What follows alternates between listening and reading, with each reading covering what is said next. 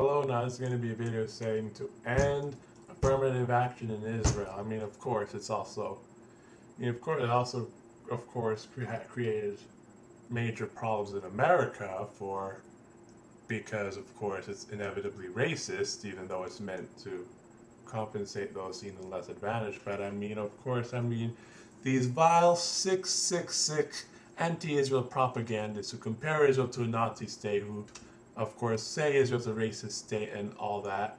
These vile, sick anti-Israel propagandists claim that Israel, in terms of land, discriminates against Arabs when it's actually the other way around because of the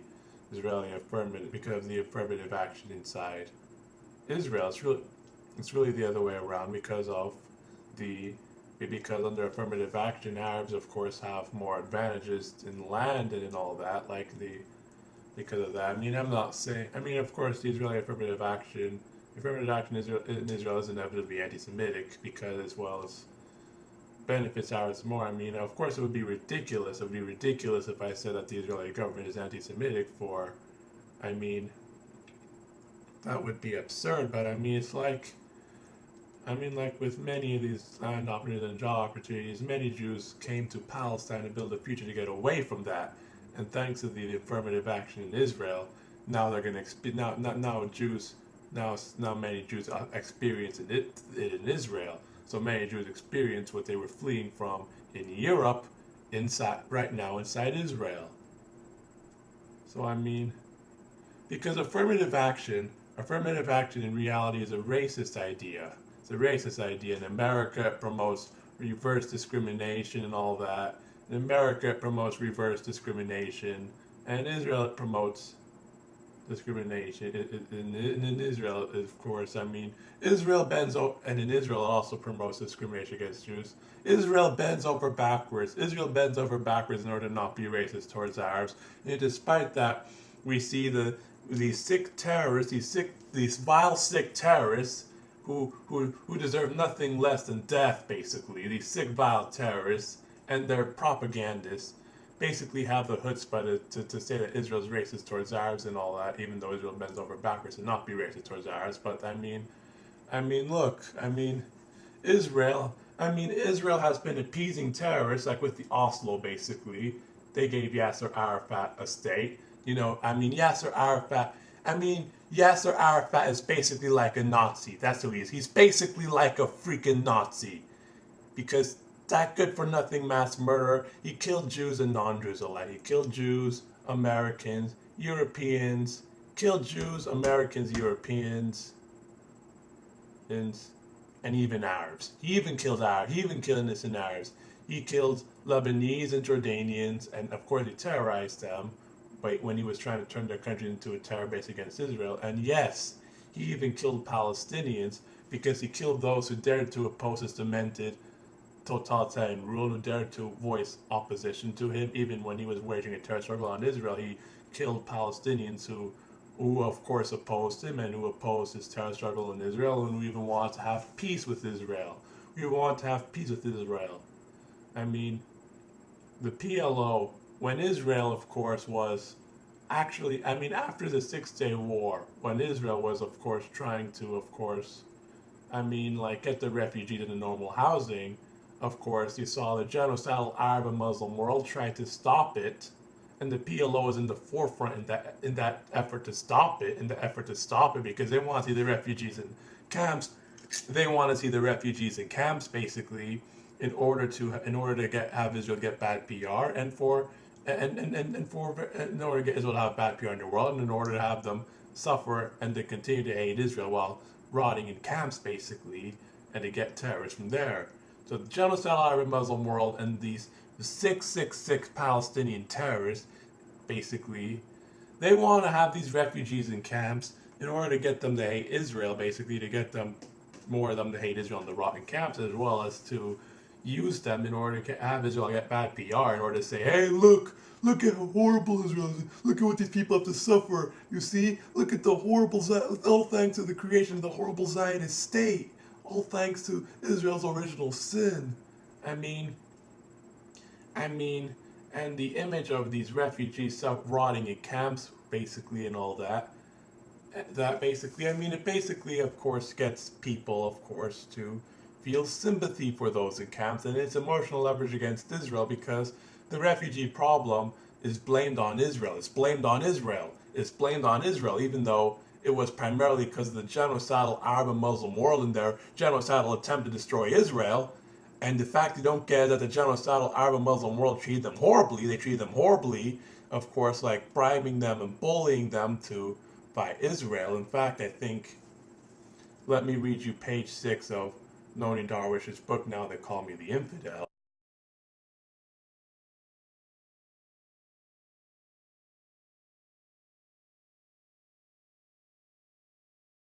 Here's what page 6 says. It says, quote, the Egyptian regime in Gaza, with support from the whole Arab world, shamed, blamed, bribed, bullied, and abused Palestinians into resisting and fighting Israel. Palestinians were made to feel that they needed to prove they were worthy of the respect of the rest of the Arab world. I once heard Egyptian visitors in our home criticize the Palestinians as being traitors to the Arab cause for having sold out to Israel because they did not show enough resistance. They said, this is the Arab visit. These are the Egyptians and visitors she's talking about. So they said, quote, this is the Egyptian visitors now talking, Palestinians went right back to work after Israel became a state like nothing happened. We Egyptians have to get them out of their fields and businesses and to start their resistance. So end quote from what the Egyptian visitors said, and end quote from what Noni Darwish's book said. But I mean, this is insane. This is insane. I mean, she's talking about when she was in Gaza and, well, while the Egyptian regime controlled it from when they got it from their genocidal struggle against Israel. For they were among the countries they were among the countries that invaded Israel in the genocidal Nazi-like attempt to destroy Israel and to drive the Jewish majority out of their historic homeland. But I mean, this just goes to show, this is a case example of what I'm talking about. Arab refugees were mistreated. They were seen as cowards. They were mistreated because the genocidal Arab and Muslim world said basically that they didn't show enough resistance to Israel, that they didn't fight Israel enough, so they were abused more into fighting Israel. They were abused more into fighting Israel. You don't get that. I mean, Islam apologists will never mention that because we're told, oh, it's Israel dispossessing them and all that. You never get told how the Arab regimes, how these sick Arab regimes kept on using them. Never. You're never told this. You're never told this. Never. But this is just crazy. This is just crazy. And right now we see Israel bending over backwards in order to show that it's not racist towards Arabs. For Israel's affirmative action programs are basically like, they're inevitably anti-Semitic, even though the Israeli government isn't anti-Semitic. But the affirmative action is inevitably anti-Semitic because it discriminates against Jews. It discriminates against Jews in favor of Arabs. Make no mistake about it. So it's inevitably anti-Semitic. For example, of course, the affirmative action programs, they of course, give Arabs land and all that, and jobs and all that, like in far more favorable terms. Of course, they give Arabs, of course, land and jobs and that in far more favorable terms. Makes no mistakes about it than Jews. The Israel Land Administration basically, of course, would the lease land out to Arabs in far more favorable terms, in far more favorable prices than they do to Jews in many cases. And I think that Camera even talked about.